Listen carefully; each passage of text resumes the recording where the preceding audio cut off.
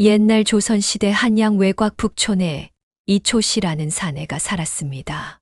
이초씨는 선친으로부터 꽤 많은 재산을 물려받았던 재력가 집안의 외아들이었지요. 어린 시절부터 영특하다는 소리를 들으며 자란 이초씨는 17살이 되던 해에 동네 서당에서 벌어진 백일장에서 장원을 차지하기도 했답니다. 이초씨는 키가 훤칠하게 크고 몸은 삐쩍 마른 형상이었습니다. 마치 바람이 불면 날아갈 듯한 모습이었지요. 눈은 맑고 총기가 있어 보였으나 그 속에는 깊이를 헤아릴 수 없는 어둠이 서려 있었습니다.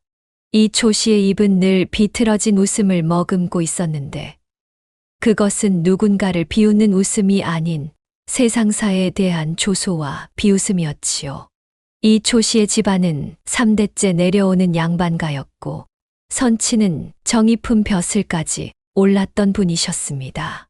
하지만 이초씨의 아버지는 정치적 분쟁에 휘말려 낙향한 뒤로는 벼슬길에 오르지 못하고 학문에만 정진하며 살았지요.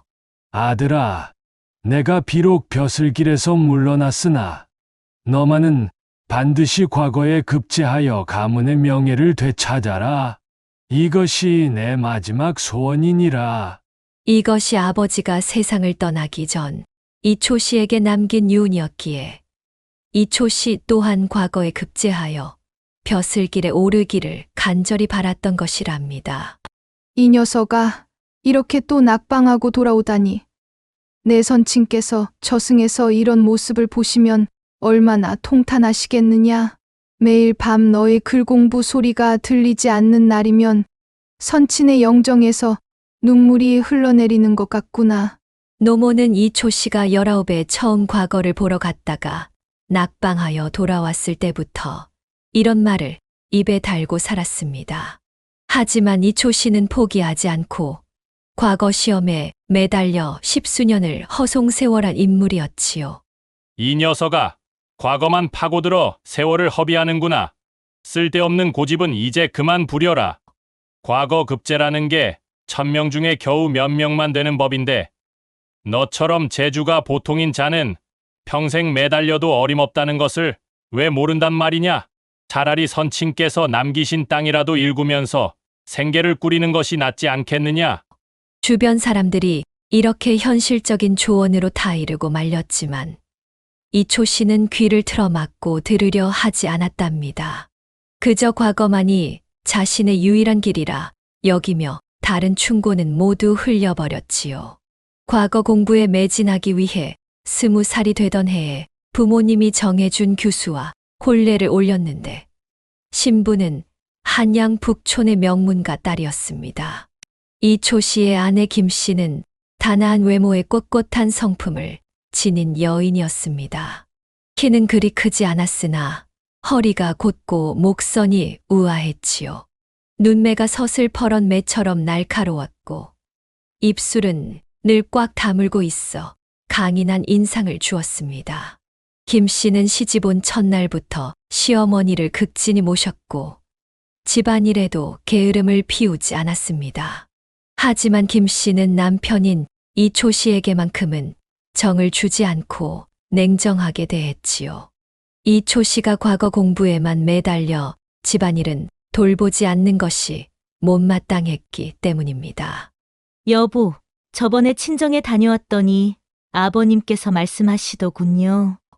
이제 그만 과거 공부는 접어두고 장사의 길을 배워보는 것이 어떻겠느냐고요. 아버님께서 물품을 대주시고 가게까지 내어주신다 하셨습니다.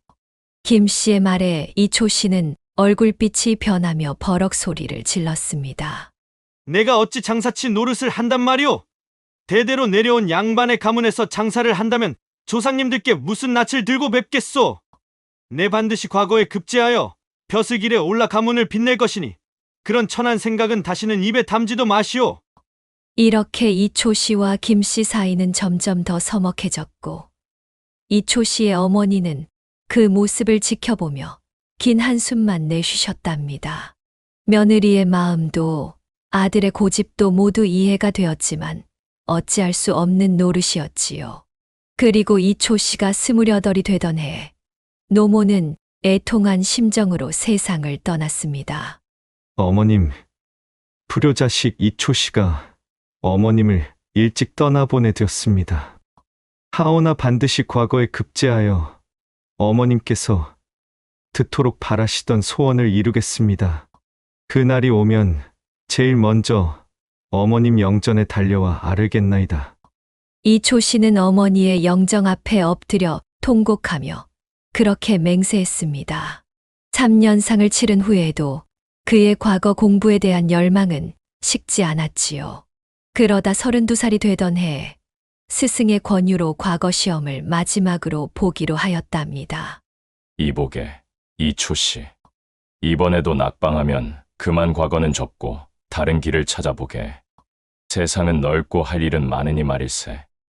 스승의 말에 이초 씨는 간절한 마음으로 과거 시험을 준비했으나 결과는 또다시 낙방이었답니다. 이에 이초 씨는 크게 낙심하여 집에 돌아온 그날부터 책을 아궁이에 쓸어 넣고 말았지요. 에이, 다 소용없는 짓이었어. 이제부터는 내 마음대로 살리라. 그러고는 어찌된 영문인지 주색 잡기에 빠져 지내기 시작했답니다. 사람이 완전히 달라진 겁니다. 예전에는 얼굴빛이 누렇게 뜨고 눈빛이 초점 없이 흐렸지만 이제는 홍안이 되어 눈빛이 날카로워졌지요. 예전에는 술을 한 잔 마셔도 얼굴이 붉어지며 기침을 했지만 이제는 탁주 한 동이를 마셔도 멀쩡했습니다. 이초씨 그놈 이제 양반 행세는 다 집어치우고 술집 담벼락만 기어다닌다더구먼. 참말로 그놈 어디서 첩까지 들였다지 않던가? 동네 사람들의 수군거림이 이초 씨의 귓가를 스쳐 지나도 그는 아랑곳하지 않았습니다. 하루하루가 술과 여색에 파묻혀 지내다 보니 어느덧 문전옥답은 거의 날아가 버리고 빚은 늘어만 갔답니다. 이초 씨가 첩을 들인 것은 34이 되던 해의 일이었습니다. 그날 이초 씨는 평소처럼 주막에서 술을 마시고 있었는데 옆방에서 들려오는 여인의 구슬픈 노랫소리에 취해버렸지요. 저 노래는 누구의 소리요? 저 여인은 이번에 새로운 기생 월양이라 하오. 어디 몰락한 양반집 딸이라는데 목소리가 청아하고 가락도 맞아 손님들의 마음을 사로잡는다오. 이초 씨는 월향의 방을 찾아가 밤새도록 그녀의 노래를 들었습니다. 월향은 19살의 어린 나이였지만 깊은 슬픔을 간직한 눈빛이 이초 씨의 마음을 흔들었지요. 월향은 키가 작고 가냘팠으나 그 몸에서 뿜어져 나오는 기운은 어찌나 강렬한지 이초 씨는 단숨에 매료되었답니다. 달빛처럼 창백한 피부와 까맣고 긴 눈썹, 그리고 처연한 미소가 이초 씨의 마음을 사로잡았지요. 월향은 말할 때도 노래를 부르는 듯한 억양으로 이야기했고 웃을 때면 그 눈가에 잔물결이 일었습니다. 월양아, 내가 나의 첩이 되어주지 않겠느냐? 나으리, 소녀는 천한 기생일 뿐입니다. 나으리 같은 양반이 저를 찾아주시는 것만으로도 과분하답니다. 내 너를 첩으로 맞이하여 좋은 집에 살게 해주리라. 더 이상 이 주막에서 고생하지 않아도 되니 내 말을 따르지 않겠느냐? 이렇게 이초 씨는 월향을 첩으로 삼았고 그녀를 위해 작은 집 한 채를 마련해 주었답니다. 월향은 이초 씨를 서방님이라 부르며 극진히 모셨고 이초 씨는 아내 김 씨에게는 냉담하면서도 월향에게는 한없이 다정했지요. 여보, 어디를 다녀오시는 것이오? 벌써 사흘째 집에 들어오지 않았는데 혹시 그 계집의 집에 계셨소? 당신이 상관할 바가 아니오. 내 발에 흙이 묻어 들어올 때마다 이렇게 캐묻지 말고 그저 발 씻을 물이나 내오시오. 김 씨는 이초 씨의 냉담함에 상처받으면서도 자신의 본분을 지키려 애썼지만 이초 씨는 날이 갈수록 월향에게 빠져들었답니다. 그러다 보니 집안 살림은 엉망이 되었고 이초 씨의 재산은 점점 줄어들었지요. 그러던 어느 날 이초 씨는 냉수 한 사발을 벌컥 들이키고는 제 처지를 살펴보았지요. 아니 이게 웬일입니까? 남은 재산이라고는 겨우 집 2채뿐이었습니다. 한 채는 본가요. 또 한 채는 첩을 들여놓은 집이었지요. 에이고, 이를 어쩌면 좋단 말인가. 어제까지만 해도 10채가 넘는 지화집과 논밭이 있었건만 이제는 집 2채뿐이라니. 과거에 미쳐 살다가 술과 계집에 미쳐 살더니 이 꼴이 되었구나. 이 모든 게 다 내 탓이건만 내 팔자가 이리 사납다니. 이초 씨가 한탄하며 머리를 쥐어뜯고 있을 때였습니다. 대문 밖에서 익숙한 목소리가 들리더니 찾아온 채권자가 마당으로 성큼성큼 들어서는 것이 아니겠습니까? 이 사람 또 술 냄새가 진동을 하는구려. 아침부터 이게 무슨 꼴이오? 마을의 부호인 박 주사가 코를 찌푸리며 말했습니다. 박 주사는 이초 씨에게 여러 차례 돈을 빌려주었던 사람이었지요. 아이고, 박 주사님, 이렇게 아침부터 찾아오시니 반갑기 그지없소이다. 어서 들어오시지요. 차라도 한 잔 대접. 그만 주절대시게. 내가 차 마시러 온 줄 아는가? 석 달 전에 빌려간 300냥은 어떻게 했소?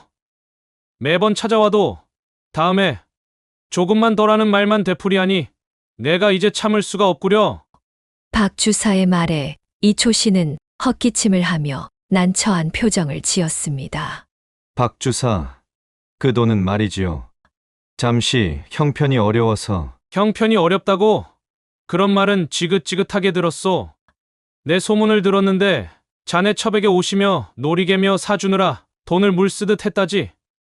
아니면 요즘 주막에서 술판을 벌여 돈을 뿌렸다는 소문도 들리는데 이것이 형편이 어려운 사람이 할 짓인가?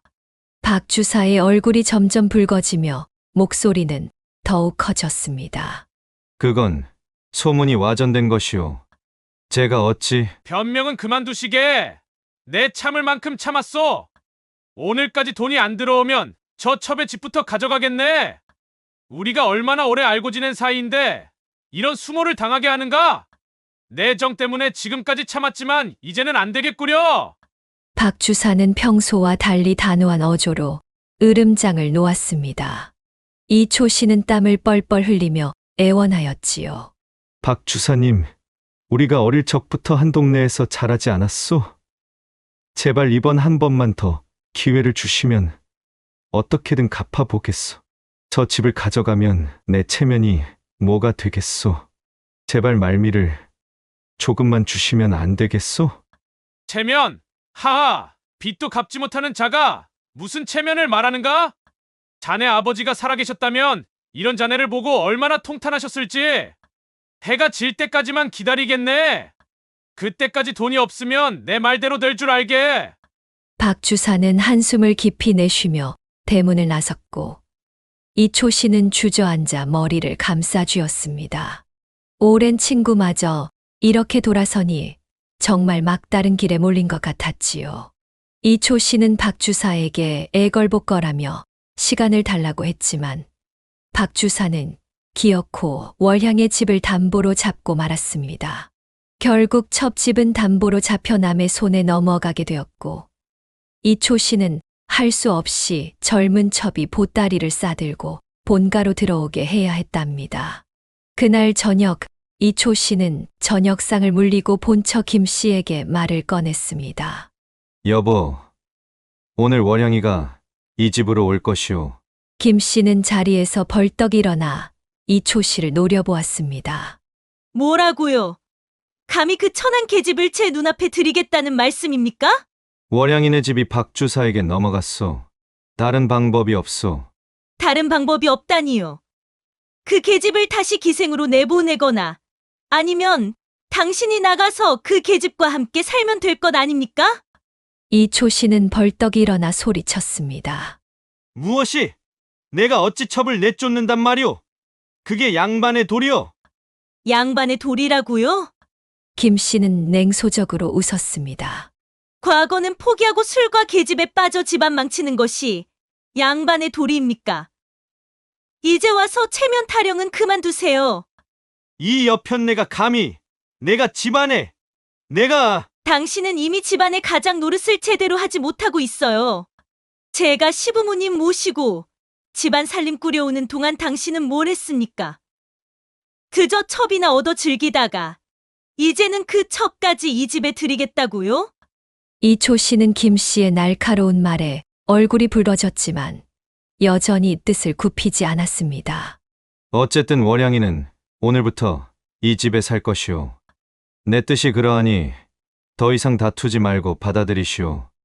김 씨는 두 손을 허리에 얹고 단호하게 말했습니다. 그렇다면 저는 친정으로 돌아가겠습니다.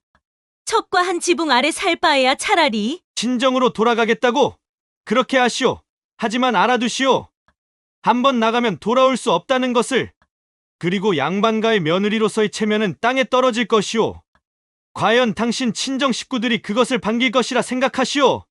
김 씨는 잠시 말문이 막혔습니다.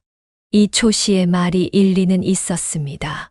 조선시대 양반가의 며느리가 집을 나간다는 것은 큰 수치였고 친정에 가더라도 환영받기는 어려웠지요. 김 씨는 이를 악물며 말했습니다. 그 계집은 행랑채에 둘 것이며 안방에는 절대 발을 들이지 못하게 하세요. 그리고 집안일에 간섭하거나 하인들에게 함부로 명령하는 일도 없어야 합니다. 지레가 본처로서의 권위는 반드시 지킬 테니까요.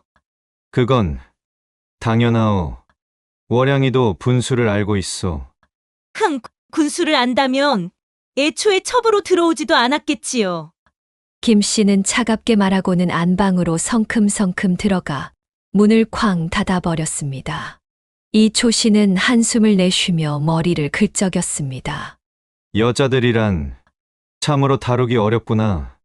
이렇게 김 씨는 기가 막히고 원통했지만 집안의 체면과 자신의 위치를 지키기 위해 결국 월향을 집에 들이게 되었답니다. 그러나 김 씨는 결코 순순히 물러서지 않고 본처로서의 권위와 위엄을 지키기로 단단히 마음먹었지요. 이렇게 되어 이초신의 집은 참으로 기묘한 꼴이 되었지요. 안방에는 억세고 심통이 끓는 본처가, 행랑채에는 야들야들하지만 성깔이 있는 첩이, 그리고 두 방 가운데 있는 사랑방에는 이초씨가 자리를 잡았습니다. 이는 마치 적과 적 사이에서 완충벽이 된 셈이었지요. 이 영감탱이, 저 계집이 들어온 지 며칠이 지났건만 집안이 완전히 아수라장이 되었소. 전연이 행랑채에만 있으면 다행이지. 어제는 감히 부엌에까지 들어와 하인들에게 명령을 내리더구려.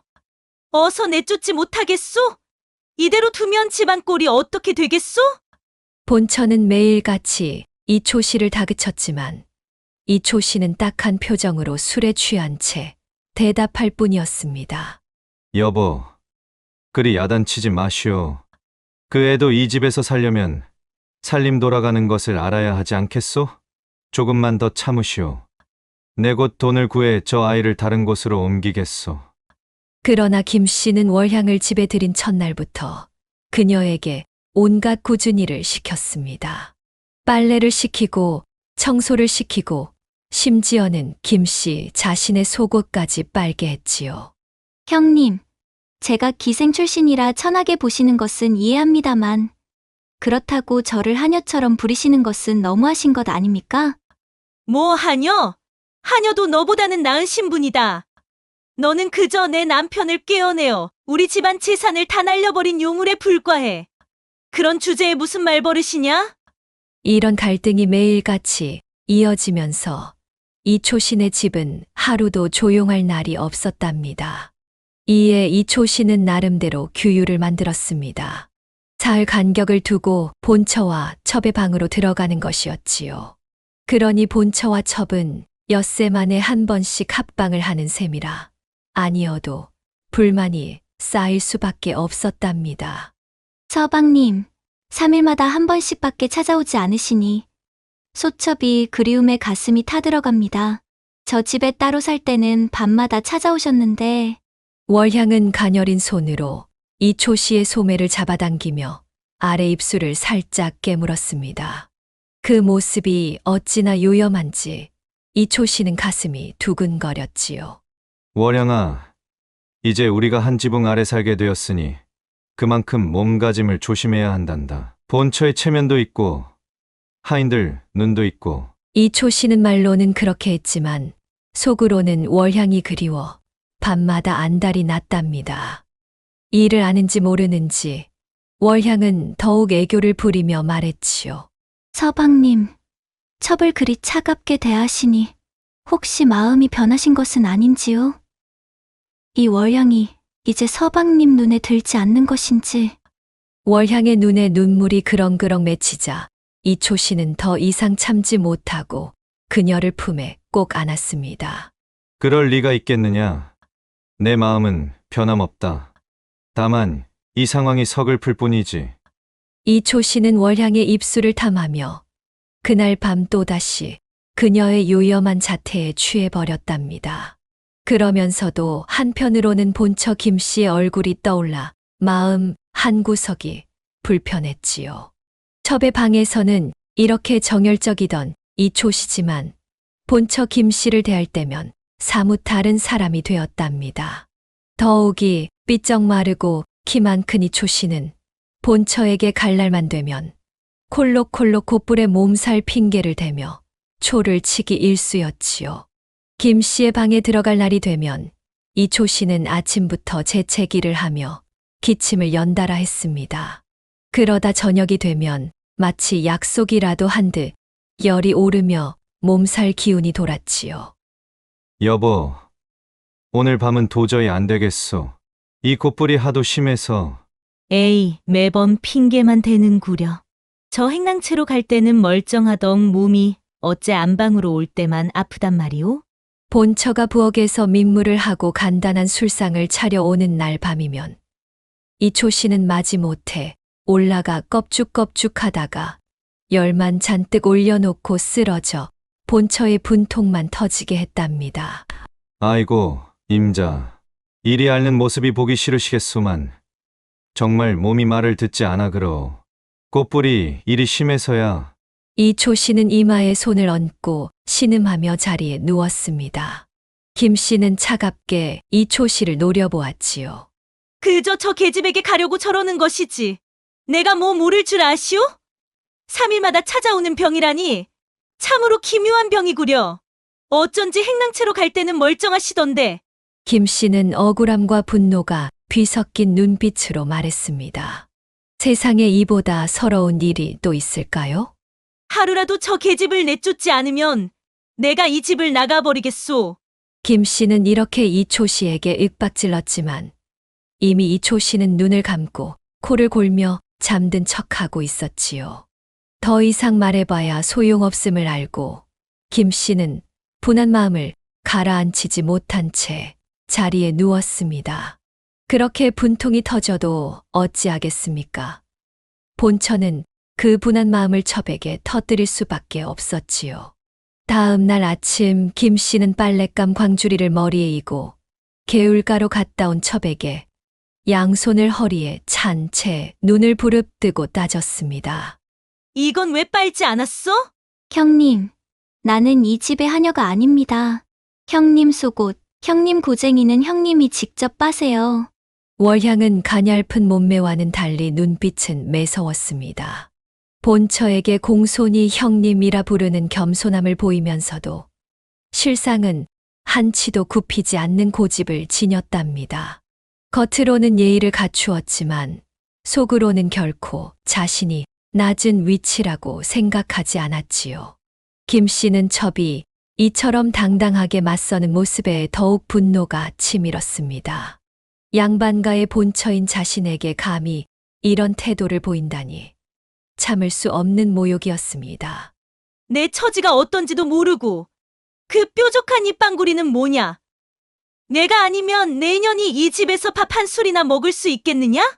김 씨는 이렇게 이를 갈며 화를 참지 못했지만 월향은 여전히 눈 하나 깜짝하지 않고 자신의 빨래만 계속했답니다. 본처와 첩 사이의 갈등이 깊어질수록 이초 씨는 점점 더 곤란한 처지에 놓이게 되었습니다. 본처에게 가면 첩이 서운해하고 첩에게 가면 본처가 노발대발하니 어느 쪽으로 가도 편할 날이 없었지요. 에휴, 남들은 첩을 거느리는 것이 복이라 하더니 내 처지를 보니 그저 고생만 늘어나는구나. 그러던 어느 날, 이초 씨는 기발한 생각을 하게 되었습니다. 본처와 첩 사이를 조금이라도 완화시키기 위해 두 사람을 같이 데리고 놀러 나가기로 한 것이지요. 임자, 우리 내일 함께 인왕산에 놀러 가보는 것이 어떻겠소? 월양이도 같이 말이오. 아니, 당신 미쳤소? 그 계집과 내가 어찌 같이 나들이를 간단 말이오? 임자, 그렇게 말씀하지 마시오.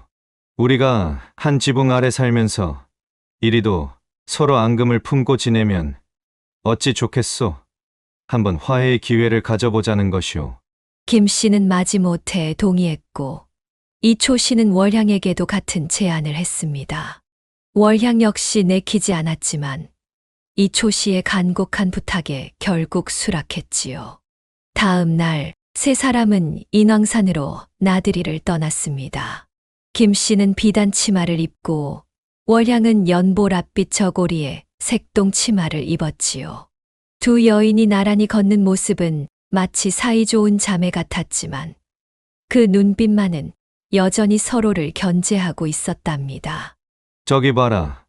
저 꽃이 참 곱구나. 임자, 우리 저기서 잠시 쉬어가는 것이 어떻겠소? 이초 씨는 계곡 옆 평평한 바위를 가리키며 말했고 두 여인은 말없이 따랐습니다. 이초 씨는 준비해 간 도시락과 술을 꺼내며 분위기를 띄우려 애썼지요. 자, 임자, 먼저 한잔 하시구려. 그리고 월향아, 너도 한 잔 받아라. 형님, 제가 술 한 잔 올리겠습니다. 그동안 많이 힘드셨을 텐데. 월향이 김 씨에게 술잔을 건네자 김 씨는 잠시 망설이다가 받아들었습니다. 이초 씨는 속으로 웃으며 이 술 한 잔이 두 여인 사이의 앙금을 조금이라도 풀어줄 것이라 기대했지요. 그런데 이게 웬일입니까? 김 씨가 술잔을 받아 마시려는 찰나 갑자기 폭우가 쏟아지기 시작한 것입니다. 세 사람은 급히 짐을 챙겨 산에서 내려오기 시작했지만 비는 점점 더 거세졌고 길은 미끄러워졌지요. 조심하시오. 길이 미끄럽소. 이초 씨는 앞장서서 걸으며 두 여인에게 주의를 주었습니다. 그때였습니다. 비에 젖은 가파른 비탈길에서 김 씨와 월향이 동시에 발을 헛디디게 된 것이지요. 아이쿠야, 어머나! 두 여인이 거의 동시에 비명을 질렀습니다. 이초 씨는 재빨리 뒤를 돌아보았지만 두 사람 중 한 명만 붙잡을 수 있는 상황이었지요. 잠시의 망설임도 없이 이초 씨는 월향에게 달려가 그녀의 허리를 붙잡았습니다. 괜찮소? 이초 씨는 월향의 안위만 걱정했고 그 사이 김 씨는 진흙탕에 엉덩방아를 찍고 말았지요. 김 씨의 비단 치마는 진흙과 빗물로 엉망이 되었습니다. 아이고, 내 다리야! 김 씨는 아파하며 일어나려 했지만 발목을 접질린 듯 제대로 힘을 주지 못했습니다. 그 모습을 본 이초 씨는 그제야 김 씨에게 다가갔지요. 여보, 괜찮소? 내 도와주겠소. 하지만 김 씨의 얼굴은 이미 분노로 일그러져 있었습니다. 젖은 머리카락 사이로 흐르는 빗물이 눈물인지 구분할 수 없을 정도였지요. 이제 와서 무슨 도움이란 말이오? 보셨지요? 이것이 우리 사이의 현실이오. 내 안전보다는 첩의 안위가 먼저인 당신의 마음이 확실히 드러났소. 아니, 임자 그게 아니라 단지 월양이가 더 위험해 보여서. 제발 마음에도 없는 소리 하지 마시오. 본능적으로 당신은 전연을 선택했고 그것으로 당신의 진심이 충분히 드러났소. 더는 당신을 믿을 수 없소. 김 씨는 이초 씨의 손을 뿌리치고 스스로 일어났습니다. 다리가 아파 절뚝거리면서도 그녀는 고개를 꼿꼿이 세우고 앞장서서 내려갔지요. 월향은 미안한 표정으로 김 씨의 뒤를 따랐고 이초 씨는 난처한 얼굴로 맨 뒤에 섰습니다. 그 일 이후로 세 사람 사이의 관계는 더욱 냉랭해졌답니다. 김 씨는 이초 씨의 진심을 확인했다고 생각했고, 이초 씨는 자신의 무의식적 선택이 빚은 결과에 깊은 회한을 느꼈지요. 결국 이 나들이는 세 사람 사이의 관계를 개선하기는커녕 더욱 악화시키는 계기가 되었답니다. 집으로 돌아온 후 본처와 첩 사이의 갈등은 더욱 심해져만 갔지요. 이초 씨가 장에 갔다 온 날이 마침 첩과 합방해야 하는 날이었습니다. 그런데 이초 씨는 몸이 아프다고 저녁도 거른 채 드러 누웠지요. 아이고, 오늘은 도저히 안 되겠어. 열이 나고 온몸이 쑤셔서 움직일 수가 없어. 본처는 속이 부글부글 끓을 수밖에 없는 밤인데 이초 씨가 아프다고 제 방에 누웠으니 기특하기 짝이 없었답니다. 오늘은 웬일로 제대로 병을 앓나보구려. 내 꿀물이라도 한 그릇 떠다 주어야겠네. 본처는 꿀물을 타서 사랑방에 가니 이초 씨가 이불을 덮어 쓴 채 땀을 흘리며 끙끙 앓고 있었습니다. 김 씨는 이초 씨의 이마를 짚어보며 걱정스러운 표정을 지었지요. 영감, 이리 열이 심하니 약이라도 지어와야 하지 않겠소? 아니요. 그저 좀 쉬면 나아질 것이오. 당신도 어서 가서 쉬시오. 김 씨는 안방에 돌아와 편안하게 발 뻗고 단잠에 빠졌지요. 그렇게 1시즌쯤 지났을까요? 그런데 이게 웬일입니까? 아파 죽는다던 이초 씨가 슬며시 일어나 안방에 불이 꺼진 걸 보고 행랑채로 스며들었답니다.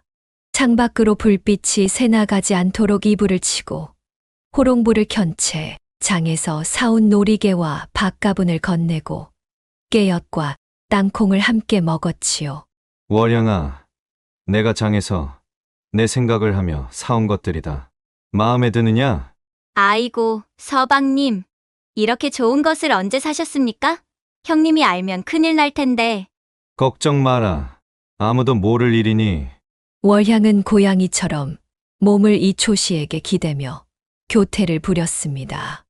이초 씨는 월향의 은은한 향기에 취해 정신을 차릴 수 없었지요. 서방님, 정말 아픈 몸으로 이렇게 제 방까지 오셨습니까? 그럼 어떻겠느냐? 내 어찌 너를 하룻밤이라도 그리워하지 않을 수 있겠느냐? 아픈 것은 핑계였다. 월향은 이초 씨의 말에 고개를 푹 숙이며 웃음을 감추었습니다. 이초 씨가 본처에게 거짓말을 하는 것이 우습기도 하고 그만큼 자신을 찾아온다는 것이 기쁘기도 하였지요. 서방님, 정말 형님을 속이시다니요. 그래도 저를 찾아오시니 기쁘기 그지없습니다. 이초 씨는 월향의 귓가에 입을 대고 속삭였습니다. 내가 내 곁에 없으면 가슴이 타들어가는 것 같다. 저 안방에 앉아 있으면 내 생각에 잠을 이루지 못한단다. 그날 밤 이초 씨는 2번이나 까무러치도록 첩에게 온 힘을 쏟았답니다. 이에 월향은 연신 자지러지듯 소리를 내었지요. 서방님, 이러다 형님이 들으시면 어쩌죠? 걱정 말 거라. 잠에 빠지면 천둥이 쳐도 모른단다. 이초 씨와 월향은 밤이 깊어가는 줄도 모르고 서로의 품에 안겨 있었습니다. 이초 씨가 월향의 방에서 빠져나온 것은 새벽 달기 올 무렵이었지요. 사랑방으로 돌아와 이초 씨는 아침에 본처를 마주할 생각에 마음이 무거웠습니다. 아이고, 내가 또 이런 짓을 하고 말았구나. 여보, 미안하오. 이초 씨는 홀로 중얼거리며 잠이 들었고 아침이 되자 아직도 아프다는 핑계로 사랑방에 누워 있었습니다. 김 씨는 걱정스러운 마음에 이초 씨를 살펴보러 왔지요. 여보, 그새 좀 나아졌소? 아직도 열이 있는 것 같은데. 괜찮소. 이제 조금 나아진 것 같소. 하지만 아직도 몸이 무거워서 일어나기가 힘드오. 김 씨는 이초 씨의 이마에 손을 얹어보며 열이 있는지 살폈습니다. 그리고는 부엌에 가서 따뜻한 미음 한 그릇을 들고 돌아왔지요. 여보, 미음이라도 한 그릇 드세요. 아무리 밉더라도 남편이 병들었는데 그냥 두고 볼 수는 없지 않겠소. 그 모습을 보며 이초 씨는 가슴 한편이 찔렸습니다. 잠시나마 양심의 가책을 느꼈지요. 여보, 당신 같은 아내를 두고 내가 저런 계집에게 마음을 주다니 나는 정말 못난 사내요. 이초 씨는 속으로 그렇게 생각하며 반성했습니다. 하지만 그 후회는 잠시뿐, 밤이 되면 또다시 월향의 방을 찾아가는 자신의 발걸음을 어쩌지 못했답니다. 마치 홀린 듯이 행랑채로 향하는 그의 마음은 이미 첩에게 빼앗긴 지 오래였지요. 이렇게 세 사람은 한 지붕 아래서 불편한 동거를 이어가고 있었습니다. 그러던 어느 날이었지요. 이초 씨가 산 너머 잔치집에 갔다가 술 한 잔을 걸치고 집에 왔습니다. 그런데 집에 들어서니 이게 웬 난리입니까? 본처와 첩이 대판 싸움이 붙어 서로 머리카락을 움켜잡고 있었지요. 이년아, 내가 감히 내 남편을 꿰어내다니. 오늘 내 목숨은 내 손에 달렸다. 아이고, 형님. 그런 게 아니라니까요. 서방님이 먼저 제 방을 찾아오신 건데 제가 어찌할 수 있단 말입니까? 김 씨와 월향의 싸움은 참으로 치열했습니다. 김 씨는 평소 단정하던 모습과는 달리 머리카락이 사방으로 흩어져 있었고, 월향의 얼굴에는 김 씨의 손톱 자국이 선명하게 남아 있었지요. 이게 무슨 일이오? 당장 멈추시오. 이초 씨가 두 여인 사이에 끼어들었지만 이미 두 여인은 서로에 대한 분노로 눈이 뒤집힌 상태였습니다. 상황은 걷잡을 수 없이 격해졌습니다. 김 씨가 울부짖으며 월향의 머리채를 잡아당기자 월향은 몸을 빼내려 발버둥치다 김 씨의 얼굴을 핥히고 말았지요. 이 몹쓸 영감탱이. 당신이 밤마다 저 천한 계집의 방에 드나드는 것을 내가 모를 줄 알았소? 이제 당신의 거짓말과 배신이 낱낱이 드러났구려. 김 씨는 이초 씨를 향해 분노의 눈물을 쏟아냈습니다. 평소에 단정하던 모습은 온데간데 없고 분노로 인해 얼굴이 붉게 달아올랐지요. 아니, 임자, 그게 아니라 뭔가 오해가... 이초 씨는 너무 당황한 나머지 말을 더듬기만 했습니다. 도망칠 구멍이 없었지요. 김 씨는 이미 모든 것을 알고 있었습니다. 그녀는 이초 씨가 밤마다 월향의 방을 드나드는 것을 눈치채고 전날 밤에는 몰래 뒤를 밟아 두 사람의 은밀한 만남을 직접 목격했던 것입니다. 이초 씨는 속으로는 식은땀을 흘리면서도 체면을 차리려 했습니다. 급히 두 여인을 떼어놓고는 마치 화가 난 것처럼 월향의 따귀를 갈겼지요. 그리고는 옆에 있던 빨래방망이를 집어들며 큰 소리로 외쳤습니다. 이 불쌍한 년! 내 오늘 널 때려 죽일 테다! 감히 위아래도 모르고 손윗사람에게 손찌검을 하다니! 이초 씨는 첩의 멱살을 잡고 행랑채로 갔답니다. 본처는 어안이 벙벙해졌다가 부엌으로 들어가 세수를 하고 헝클어진 머리를 쓰다듬으며 말했지요. 저 양반이 웬일로 내 편을 다 들어주지? 거머리 같은 년에게 정이 떨어진 게로구만. 김 씨는 씩 웃었습니다. 이초 씨가 월향을 혼내러 갔다고 생각한 김 씨는 마음이 조금 누그러졌지요. 혹시 이제라도 이초 씨가 정신을 차리고 자신에게 돌아올지도 모른다는 희망이 생겼답니다. 하지만 김 씨의 마음 한켠에는 여전히 의심이 남아 있었습니다. 이초 씨가 진심으로 월향을 혼내는 것인지 아니면 또 다른 연극을 펼치는 것인지 확인하고 싶었지요. 내 한번 가서 살펴봐야겠다. 원수 죽는 꼴을 보려고 행랑채로 간 김 씨는 절구통에 올라서 들창문 틈으로 방 안을 들여다보다가 깜짝 놀라고 말았습니다. 발가벗은 이초 씨와 첩이 다정히 어우러져 있는 것이 아니겠습니까? 아이고, 월향아, 얼굴에 자국이 생겼구나. 내가 너무 거칠게 연기했나 보다. 하지만 이 정도가 아니면 저 여편네가 분명 의심했을 것이다. 이초 씨는 월향의 붉어진 뺨을 어루만지며 낮은 목소리로 속삭였습니다. 괜찮사옵니다, 서방님. 이 정도는 아무것도 아니옵니다. 형님 눈을 피하려면 어쩔 수 없는 일이지요. 월향은 수줍게 웃으며 이초 씨의 가슴에 얼굴을 묻었습니다. 두 사람은 이제 안심했다는 듯 서로를 바라보며 키득거리고 있었지요. 김 씨는 눈앞이 새하얘지고 온몸에 피가 거꾸로 솟는 것 같았지요. 이 천하의 못된 놈들! 때려 죽인다더니 이런 짓을 하고 있었느냐? 너희 잡것들이 나를 아주 물로 보았구나. 김 씨는 절구공이로 들창을 와장창 부수며 울부짖었습니다. 이에 이초 씨와 월향은 화들짝 놀라 서로를 바라보았지요. 김 씨의 눈에서는 불이 번쩍였고 이초 씨의 얼굴은 창백하게 변했습니다. 여보, 이것이 그저 월양이가 넘어져 다친 곳을 살피던 참이었소. 오해하지 마시오. 어디 감히 오해라 하시오? 이 눈으로 똑똑히 보았는데 나를 바보로 아시오? 전연을 혼내준다더니 이렇게 뒹굴고 있었구려. 당신의 얼굴에 침이라도 뱉고 싶소. 김 씨의 목소리는 떨리고 있었지만 그 눈빛만은 매서웠습니다. 양반가의 본처로서 지켜온 자존심이 한순간에 무너진 것 같은 치욕감이 온몸을 떨게 했지요.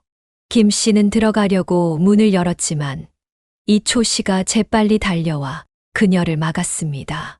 그 순간 김 씨의 눈에서는 굵은 눈물이 흘러내렸지요.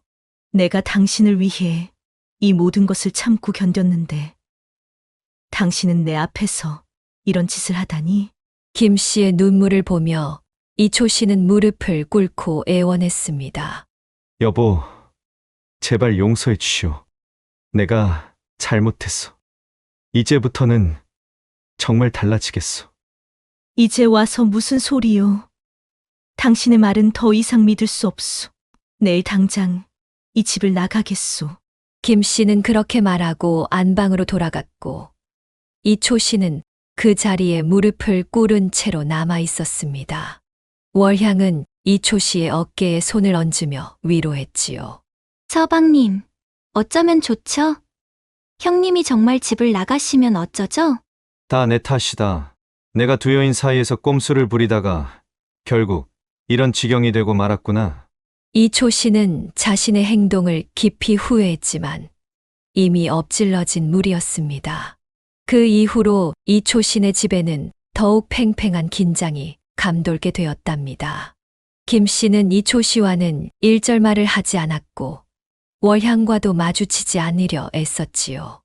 며칠이 지난 어느 날 아침 이초 씨는 김 씨가 짐을 싸는 것을 발견했습니다. 정말로 집을 나가려는 모양이었지요. 여보, 제발 가지 마시오. 내가 정말 잘못했어. 월양이를 내보내겠소. 이제 와서 무슨 소리요?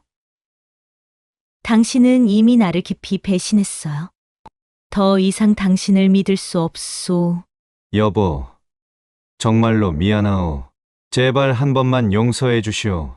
이초 씨는 김 씨의 앞을 가로막고 애원했지만 김 씨의 마음은 이미 굳어버린 상태였습니다. 김 씨는 이초 씨를 밀치고 문 밖으로 나가려 했지요. 그 순간 예상치 못한 일이 벌어졌습니다. 형님, 제발 가지 마세요. 월향이 김 씨의 앞을 가로막고 무릎을 꿇은 것입니다. 김 씨는 놀란 눈으로 월향을 바라보았지요. 비켜라. 내가 무슨 말을 하려는 것이냐? 형님, 제가 잘못했습니다. 제가 모든 책임을 지겠습니다. 형님 대신 제가 이 집을 나갈게요. 월향의 눈에는 진심 어린 눈물이 고였습니다. 이초 씨도 놀란 표정으로 월향을 바라보았지요. 월양아, 내가 무슨 소릴. 서방님, 이제 그만하세요.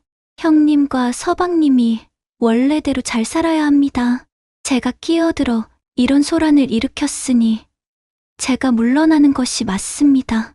월향은 떨리는 손으로 자신의 보따리를 꾸리기 시작했습니다. 김 씨는 잠시 망설이다가 말했지요. 내가 진심으로 하는 말이냐? 네, 형님. 제가 진심으로 하는 말입니다. 제가 이 집에 들어오면서부터 모든 불화가 시작되었으니 제가 나가는 것이 맞다고 생각합니다.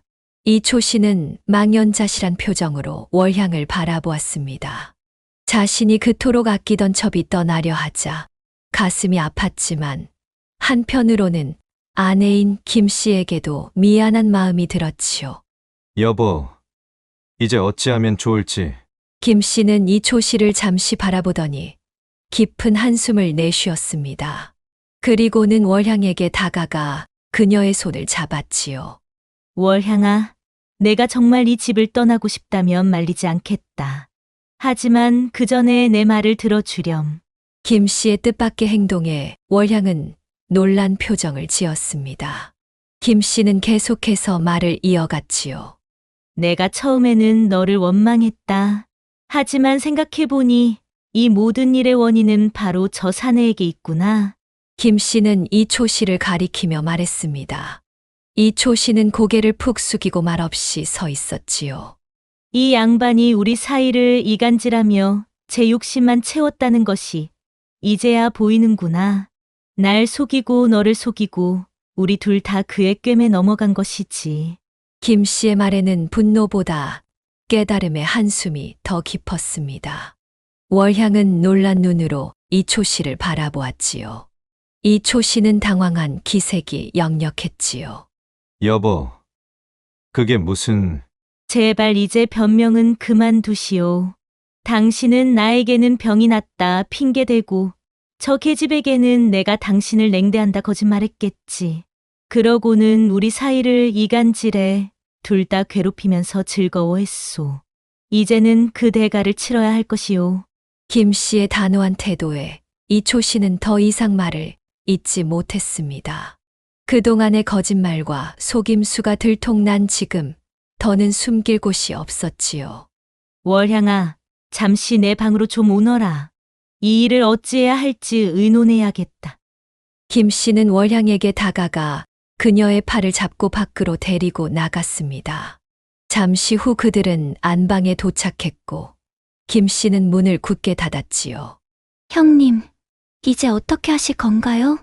월향의 목소리에는 진정한 의문과 불안이 담겨 있었습니다. 김 씨는 자신을 형님이라 부르는 월향을 잠시 바라보더니 그녀에게 가까이 다가가 귓속말로 말했습니다. 우리 둘이 힘을 합쳐 저 양반에게 교훈을 주는 것이 어떻겠느냐? 김 씨의 제안에 월향은 당황했습니다. 네. 어떤 교훈을 말씀하시는 건가요? 월향도 작은 목소리로 물었습니다. 김 씨는 월향의 귀에 입을 더 가까이 대고 속삭였습니다. 저 양반이 우리 둘을 가지고 놀았으니 이제는 우리가 그를 가지고 놀 차례라는 거지. 김 씨의 말에 월향은 처음에는 놀라워했지만 곧 김 씨의 눈에 서린 장난기를 알아차렸습니다. 그것은 분노나 복수심이 아닌 오히려 함께 이 어려운 상황을 극복해보자는 일종의 여성들 간의 연대감이었지요. 월향은 잠시 생각하더니 고개를 끄덕이며 살짝 미소를 지었습니다. 알겠습니다, 형님. 무엇이든 제가 따르겠습니다. 그날부터 김 씨와 월향은 묘한 동맹을 맺게 되었습니다. 두 여인은 비밀리에 계략을 세우기 시작했고 이초 씨는 그것도 모른 채 자신의 행동을 반성하며 지냈지요. 어느 날 이초 씨가 사랑방에서 책을 읽고 있을 때였습니다. 김 씨가 들어와 정중하게 물었지요. 여보, 오늘 밤 안방으로 와주실 수 있겠습니까? 물론이요. 내 오늘 밤 건너 가겠소. 이초 씨는 김 씨의 태도가 달라진 것을 보고 기뻐했습니다. 본처가 자신을 용서한 것 같았지요. 그날 밤 이초 씨는 기쁜 마음으로 안방을 찾았습니다. 여보, 오늘 밤은 특별한 밤이 될 거랍니다. 김 씨는 화사한 미소를 지으며 이초 씨를 맞이했습니다. 방 안에는 향긋한 향내가 가득했고 김 씨는 평소보다 더욱 정성을 들인 모습이었지요. 임자, 이렇게 반갑게 맞아주니 고맙소이다. 이초 씨는 감격스러운 표정으로 김 씨에게 다가갔습니다. 그때 갑자기 방문이 열리고 월향이 들어왔지요. 아니, 월향아, 너는 왜 여기에... 서방님, 이제 우리 셋이 함께 지내야 할 것 같아요. 월향도 아름답게 단장하고 있었습니다. 이초 씨는 의아한 표정으로 두 여인을 번갈아 바라보았지요. 이게 무슨 일이오? 여보, 나와 월양이 이야기를 나눠봤는데 우리 셋이 함께 지내는 것이 좋겠다는 결론을 내렸어요. 아니, 그게 정말이오? 이초 씨는 믿기 힘든 표정으로 물었습니다. 김 씨와 월양은 서로 눈빛을 교환하며 웃었지요. 그럼요, 서방님. 이제 저희는 자매처럼 지내기로 했어요. 이초 씨는 기쁨을 감추지 못하고 활짝 웃었습니다. 그의 눈에는 두 여인이 자신을 위해 화해한 것으로 보였지요. 자, 여보. 이 차 한 잔 마시고 편안히 쉬세요. 김 씨는 향기로운 차를 이초 씨에게 건넸습니다. 이초 씨는 행복한 표정으로 그 차를 마셨지요. 그런데 이상하게도 차를 마신 후 이초 씨의 눈꺼풀이 무거워지기 시작했습니다. 임자, 갑자기 졸음이 오는구려. 왜 이리 눈꺼풀이 무거워지는지. 이초 씨는 그대로 자리에 누워 깊은 잠에 빠져들었습니다. 김 씨와 월양은 서로를 바라보며 의미심장한 미소를 교환했지요. 이제 우리의 계획대로 하자꾸나. 김 씨의 말에 월향은 고개를 끄덕였습니다. 두 여인은 이초 씨의 옷을 벗기고 그의 몸에 먹으로 글씨를 쓰기 시작했지요. 여자 둘을 데리고 살면 똥이 새까맣다라는 문구를 이초 씨의 가슴팍에 크게 적었답니다. 그 후 두 여인은 이초 씨를 들것에 실어 마을 광장으로 데려갔습니다. 그리고는 그를 그대로 두고 돌아왔지요. 다음 날 아침 마을 사람들이 광장에서 벌거벗은 채 글씨가 쓰인 이초 씨를 발견했고 온 마을이 떠들썩했답니다. 어허, 저게 누구냐? 이초 씨 아니더냐? 아이고, 저런. 저 글씨는 무엇인가? 여자 둘을 데리고 살면 똥이 새까맣다라니? 이초 씨는 사람들의 웃음소리에 정신을 차렸고 자신의 상태를 깨닫자마자 황급히 도망쳐 집으로 돌아왔습니다. 집에 돌아온 이초 씨는 김 씨와 월향을 찾았지만 두 여인의 모습은 보이지 않았지요. 임자, 월양아, 어디 있어? 집 안을 둘러보던 이초 씨는 안방에서 김 씨가 남긴 편지를 발견했습니다. 우리는 당신이 두 여인 사이에서 어떻게 행동했는지 잘 알고 있소. 이제 당신은 혼자 살면서 그동안의 행동을 반성하시오. 우리는 함께 다른 곳으로 떠났으니 더 이상 우리를 찾지 마시오. 이초 씨는 편지를 읽고 크게 좌절했습니다. 그의 교활한 행동이 결국 두 여인을 하나로 뭉치게 했고 이제 그는 완전히 혼자가 되었지요. 아이고, 내 팔자야. 여자 둘을 데리고 살면 똥이 새까맣다더니 시방 내가 그 꼴이 되고 말았구나. 이초 씨의 한탄은 깊어만 갔습니다. 그의 욕심과 교활함이 결국 자신에게 돌아온 것이지요. 이초 씨는 그 후로 완전히 달라졌답니다. 더 이상 여색을 탐하지 않고 자신의 몸과 마음을 바로잡기 위해 노력했지요. 이렇게 이초 씨는 쓰라린 경험을 통해 인생의 교훈을 얻게 되었답니다. 한편 김 씨와 월향은 어떻게 되었을까요? 두 여인은 함께 먼 고을로 떠나 작은 차 가게를 열고 자매처럼 지냈다고 합니다. 비록 한 남자의 농간에 넘어갔지만 그로 인해 깊은 우정을 나누게 된 것이지요. 두 여인은 때때로 이초 씨를 떠올리며 웃었다고 하네요. 형님, 서방님은 지금쯤 어떻게 지내실까요? 그러게 말이다. 아마도 우리가 남긴 교훈을 잘 새기고 있겠지. 이렇게 우리의 이야기는 끝이 납니다. 욕심 많은 이초 씨는 두 여인 사이에서 교활하게 행동하다가 결국 두 여인 모두를 잃고 말았지요. 이것은 욕심과 거짓말이 가져오는 결과를 보여주는 이야기랍니다. 옛말에 여자 둘을 데리고 살면 똥이 새까맣다 라는 말이 있지요. 이는 한 남자가 두 여인 사이에서 얼마나 힘든 상황에 처할 수 있는지를 경고하는 말입니다. 이초 씨는 이 교훈을 몸소 체험하게 된 것이지요.